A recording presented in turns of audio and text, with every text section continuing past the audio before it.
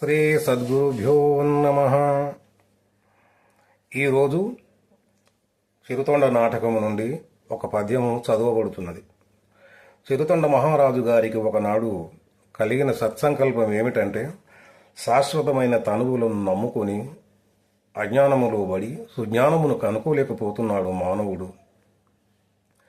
ఈ పంచభూతముల చేత తయారైన దేహమును ఎంత జాగ్రత్తగా పెంచి పోషించునను ఏదో ఒకనాడు ఏదో ఒక రూపంగా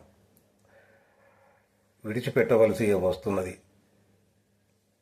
కావున ప్రాణులన్నీ ఈశ్వర స్వరూపములే కనుక ప్రాణికోటిని తృప్తిపరిస్తే పరమేశ్వరుడు సంతృప్తి పడుతాడన్న భావనతో తన కొలువుకూటంలో ఉన్న మంత్రి గారిని ఉద్దేశించి చెబుతున్నటువంటి భావననే ఈ పద్యం.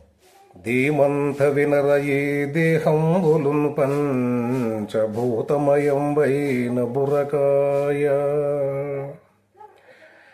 ధీమంత వినరయే దేహంబులున్ పంచభూతమయంబైన బుర్రకాయ.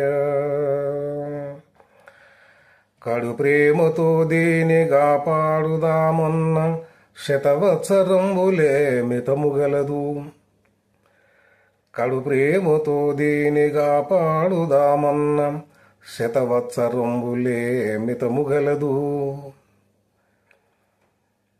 తల్లిదండ్రి సతిసుతుల్ ధనధాన్యముల మీద భ్రాంతి చేయి కాలమంత గడిపి అత్యంతమందునే అడవినో గిరులందు నీరమందో లేక నిలయముందో తనువులో నుండి ప్రాణముల్ తరలినంక కాటికే కాని కొరగాదు గవ్వకైనా గాన నిధి ముక్తి ఫలితంబు గాంచగోరి జంగమార్చన చేయ హెచ్చరిక గలిగే.